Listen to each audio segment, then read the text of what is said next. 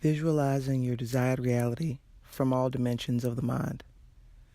Posted on January 25th, 2012.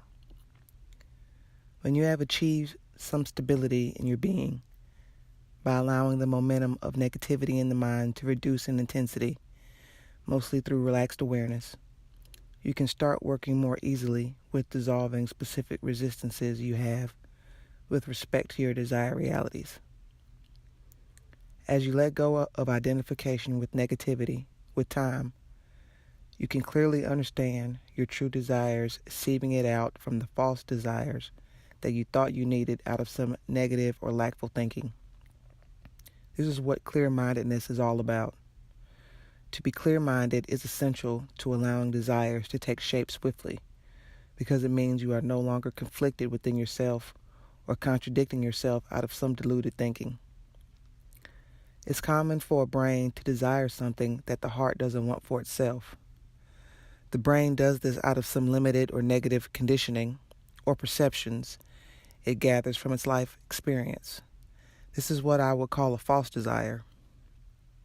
The more clear-minded you are, the less energy you waste focusing on false desires, which are conflicted within and hence are not harmonious with your nature anyway. Once you have a clear-mindedness about your desire, you can spend more time envisioning your desired reality. It's very natural for the brain to do so. You must understand that visualizing your desired reality has nothing to do with creating some detailed, beautiful image in your brain.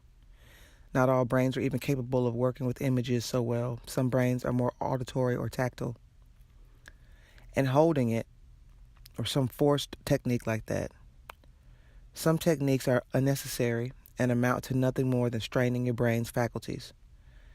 Visualizing your desired reality, in its true sense, is about working through the consequences or side effects of living that reality. Your brain already has a picture of what it wants, so it makes no sense to keep concentrating on that picture alone. What's required is to allow yourself to go deeper into that reality by envisioning its consequences from all dimensions of your mind. Broaden your understanding of your desired reality. Your mind has 6 dimensions in it: love, joy, fear, hatred, boredom, and sexuality. But most of us try to envision our desired reality purely from the dimension of joy or love alone, or maybe sexuality, but rarely from the dimensions of fear, hatred, and boredom. This is the reason why most of us have little idea about the amount of resistances lying within us towards our desired reality. You are trying to picture your desired reality purely as being joyful or loving, when in truth your mind naturally will have to inhabit that reality in all its 6 dimensions. When you don't picture your desired reality from the other dimensions of the mind, what you end up with is an incomplete vision, which means you will not be aware of the resistances seated within you, which are unconsciously inhibiting the manifestation of this reality. To take an example, let's say you want to manifest a harmonious living condition where you have a good house to live in. For a while, it's common to simply visualize the desired reality of a nice house and just see yourself being joyful in that reality.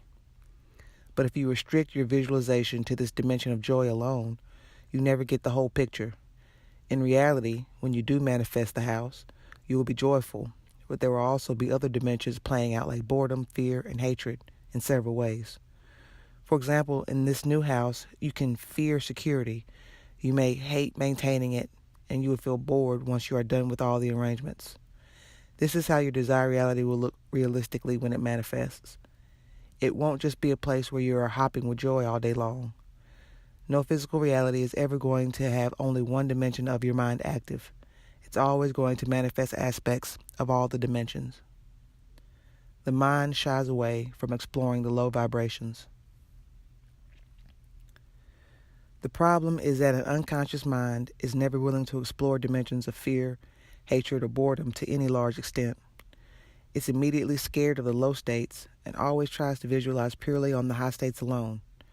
But any physical reality is a mix of low states and high states, light and dark, by its very nature, and none of this is negative if you are not opposing it with your fear. As I mentioned in the post, Wholeness in Physical Life, the way I define negativity is your resistance to certain dimensions in the mind. The mind by itself is just being natural when it produces fear, hatred, or boredom, but your resistance to them creates negativity in your being. Of course, negativity can also come in when you are imbalanced and lost in certain dimensions in the mind. Consciously, you can bring a balance to all the dimensions by allowing them full expression in the space of wisdom of your awareness. This is the reason why you need to have some stability in your being to truly visualize your desired realities. In the absence of an inner stability, you will feel overwhelmed about touching the dimensions of fear, hatred, or boredom, and will keep trying to cling to a narrow view of your desired reality purely from the dimension of joy or love. When you have stability in your being, you can visualize your desired reality in a much deeper way, and you will be quite astounded initially to see the amount of resistance which is present in your mind towards its consequences.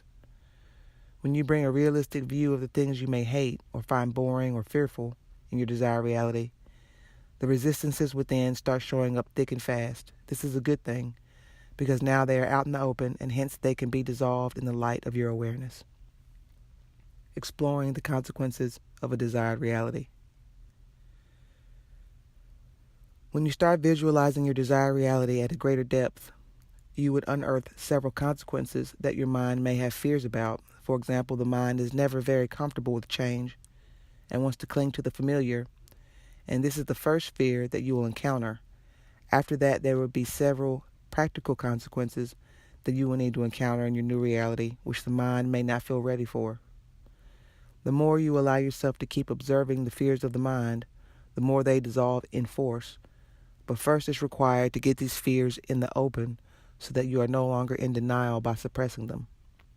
Also, the more awareness you bring to your desired reality, the more fears you may unearth within you towards the reality, some very subtle, some very strong. This is how you move into the details of your desired reality. It's not just an exercise of holding a beautiful picture in the mind. It's a very involving process of unearthing all your deep resistances to the reality and then dissolving them in the light of fearless awareness. You can read the post Positive Thinking versus Fearless Awareness for more insight on how to bring an open awareness to your resistances to allow their dissolution. You must understand that it can be uncomfortable initially to get a sense of your deep resistances, and it may make you feel as if you can never get over them. But in truth, it just takes a few weeks of deep awareness of these resistances to cause a weakening of their force. As they weaken, you will start seeing positive evidences coming in which help your resistances weaken even further until they no longer have an influence on your vibration. At this point, you become relatively resistance-free and thus allow for a swift manifestation of your desired reality.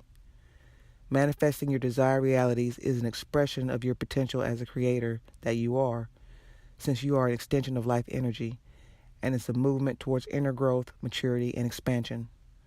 The only reason why a lot of people find it difficult to be receptive to their desired manifestations is because they are not aligned with it from all dimensions of their mind.